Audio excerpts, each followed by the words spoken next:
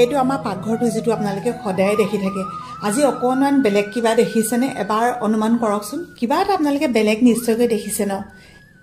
এই যে ৰেগডাল আছিলে এইটো সাইডে মনুৱে গুটেই দিনটো মানে আজি এবিলাক সাফচিকুন সজোৱা পৰা কাম কৰিলে পাকঘৰটো কিমান ডাঙৰ আমাৰ যেটো পাকঘৰ হেতুৱে কিন্তু হেতুতে মানে তাই যিমানখিনি পাৰি আটপিট লগাবলৈ চেষ্টা কৰিলে এ তালৈকে এইবিলাক গুটেই কিবা কিবি হৈ আসলে হয় দিয়ক মানুহৰ ঘৰত সবহতে হয় নহয় নাজানো যেহেতু আমাৰ ঘৰ সৰু ল'ৰা ছোৱালী আছে গতিকে থম বুলি ভবামতে নহয় কেতিয়াবা চেংনাঙে গৈ এইবিলাক টানি মেলি তেনেকে পেলাই দিয়ে আৰু অলপ চাউল আছিলে এইখিনি হৈছে উখোৱা চাউল তেনেকে খুমাই মেলি আছিলে আজি তাই ৰদা একদম ধুনিয়াকে এইখিনি থৈছে আজি মই উখোৱা চাউলে বনাবলৈ লৈছো এসে মানুহবিলাকে সকলোবোৰ এনেকে দেখি থাকে নিজৰ ঘৰখনটো সব দেখিয়ে থাকে তাৰ পিছতো যে বয়জনে কাম কৰা নেদেখে হেতু আসলে বৰ ডাঙৰ কথা এনেকে সিকুটিলে মানুহক দুখ পায় নহয় এনেকে সিকুটি চালে নিজে দুখ পায় গতিকে আমি যদি হে অনুভূতি গুটেখিনি যদি আমি বুজি পাওঁ তেতিয়াহলে নিজৰ দুচকুৰে যদি আমি সব দেখিয়ে আছো তাৰ পিছতো এনেকৈ কামখিনি কৰাৰ পিছতো যেতিয়া কাম কৰা দেখা পোৱা নাযায় হেতুকৈ আৰু ডাঙৰ কথা একো নাই হেবিলাককে কোৱা হয় চকু থাকিও বলে অন্ধ কথাটো মই একাৰণে কলো মই কৈছো আপোনালোকক মোলে বহুত ধৰণৰ মেছেজ আহে বহুত ধৰণৰ মোৰ কমেন্ট আহে কমেন্টত কৈও মানে মোৰ মেসেঞ্জাৰত ভিৰটো অলপ বেছি হয় কাৰণ ঘৰৰ মানুহে দেখিব বুলি মোক মেসেঞ্জাৰত বেছিকে মেছেজ কৰে আৰু লগতে এই কথাটো কয় যে বৰ্মা আপুনি কিন্তু এই কথাটো কৈ নিদিব কিছুমানে কয় খুৰিমা আপুনি কিন্তু এটো পাবলিশ কৰি নিদিব কথাখিনি কব কিন্তু কমেন্টটো তেনেকে নেদেখাব ঘৰত গম পাব লাগিলে বৰ গালি পাৰিব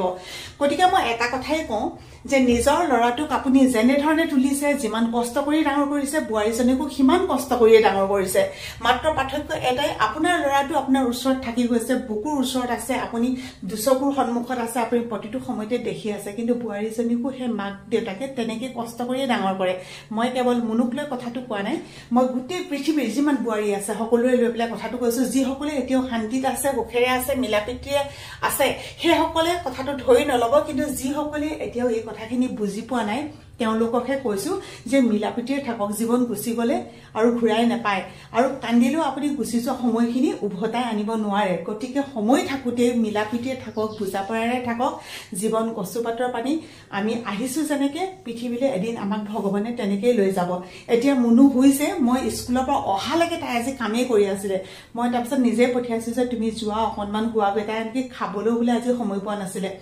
খাবলৈ আসলে সময়টো নিজে কেতিয়াবা উলিয়াবও নাজানে নে কিয়ে নে নাজানো মই কিন্তু নুখোৱাকে কাম নকৰো মই দহুক বন কাটি কৰি মই খোৱাটো সময়মতে কৰো আৰু মই যদি ঘৰত থাকো তাই সময়মতে তেতিয়া খায়ে কিন্তু এতিয়া মই নাই স্কুললৈ গুছি গলো আহি পাইছো তাই তেতিয়া তেনেকে খাবলৈ আৰম্ভ কৰিছে গতিকে এতিয়া উঠি আহি তাই আকৌ ভাত বনাবলৈ মই কোনো দিনে ৰৈ থকা নাই যেটো আজিও মই তেনেকে ৰোৱা নাই ইয়াকো কুকাৰত মানে চাউল পাতিলৈ হেখিনি সময়তে মই পটককে মনত পৰিলে বলো কথাখিনি আপোনালোকৰ লগত শেয়াৰ কৰো যেতিয়া কামখিনি কৰে তেতিয়া কামৰ মাত্ৰ প্ৰশংসাটো কৰিলে তেওঁলোক সুখী হয় গতিকে হে প্ৰশংসাটো বাৰু আপোনালোকে কৰিব নোৱাৰে নে অকনমান প্ৰশংসা কৰিলে কোনো সৰু হৈ নাযায় কৰিবচোন ও আজি তুমি এটো কইলা ইমান ভাল লাগিছে ও এটো এনেকে থলা ন ইমান ভাল লাগিছে মাত্ৰ হেখিনি হিহতি বিচাৰে তাতুতকৈ বেলেগ হিহতি একোনি বিচাৰে আৰু সাপো যেতিয়া কামৰ প্ৰেছাৰ বেছি হয় যেতিয়া কামবিলাক বেছিকে কৰা হয় তেতিয়া অকনমান জিৰণি লোৱা গৈ এনে শব্দটো কবচোন হিহতি হেতুতে বহুত বেছি সন্তুষ্ট হ'ব মানুহৰ হে দেখা ন আপুনি কাম কৰিলে যদি কষ্ট পায় আপুনি কাম কৰিলে যদি ভাগৰ লাগে তো হিহতি কাম কৰিলেতো ভাগৰেই লাগিব কৃষ্ণ প্ৰভু অকনমান বইল দাইল বনাইছো টেঙামৰা আনিছিলো আজি টেঙামৰা পাত অকন দি দিব লাগিব মোৰ হন উঠিলানিও দেহামনি উঠিলানিও উঠিলা উঠা তোমাৰ মামা হৈ গল ন খাবলে মাও মামা খাব হল তোমাও মামা খাব হল মামা ভোক লাগিছে নে আজি নাই লগা সাগে যিমান দেৰিকে খাইছা তুমি নাই লগা ইমান দেৰি 2:30 মান বাজিলে নে অথনিবা খাওঁতে আপুনি কেটামান পাইছিলে 2:30 বজাত অকন পাৰ হৈ গৈছিলে তেতিয়া পাইছো তেতিয়া খাইছে আৰু তাই হামিয়াই আছে সা টোপনি আহিলে কিমান ধুনিয়াকে ধৰিলে ভাগৰ লাগিলে যে সেইকাৰণে কো দেহা উঠা মামা বনালে তুমি কি সুধিছিলা কি বনালা দালি দিছো টেঙামৰা পাত দিছো মানে দালিত তাৰ পিছত আৰু মাংস আলু অকনমান ৰঙালাও মস্তি উঠা খাবগে লাগে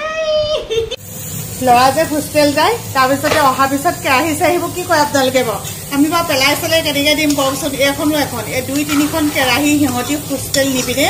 একদম শেষ কৰি পেলালে লৰা মানুহ আৰু কি কব ইয়া এফলে মই মাংস খয়ে গল আৰু ইয়া অফ কৰি দিও আপুনি দাইল উতলি আছে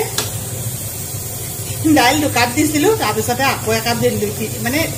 দুকাপে অলপ পাতল হয়, আকৌ পাতল হ'লে দেউতাকে আৰু কোনটোৱে ভাল পায়, কিন্তু বাবুৱে বেয়া পায় নহয়। কিন্তু খোৱাৰ পিছতে এয়া দিব লাগিব টেঙামৰা পাত।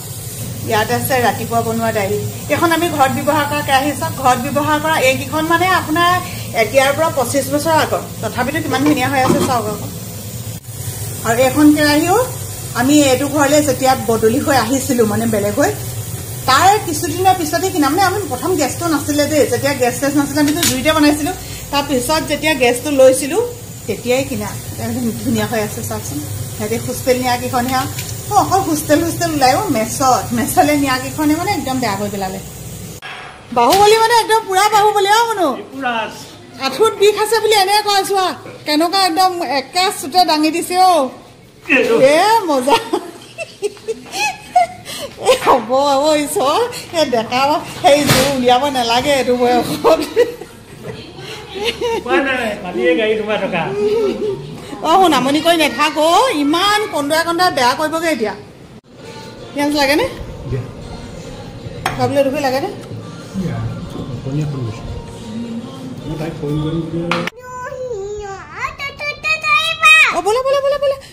ফোন কৰিব লৈছিলে, চুচু কৰিব লাগে। এইখিনি দেখুৱাই দিয়াৰ পিছতো কিছুমানে ক'ব খোজে আমাৰ এইবিলাক বোলে অভিনয়। চাওক, অভিনয় মাত্ৰ এদিনহে কৰিব পাৰে, অভিনয় কিন্তু সদায় কৰিব নোৱাৰে। তাৰ মাজতো যিসকলে আমাক বহুত বেছি মৰম দিছে সকলোকে বহুত বেছি ধন্যবাদ।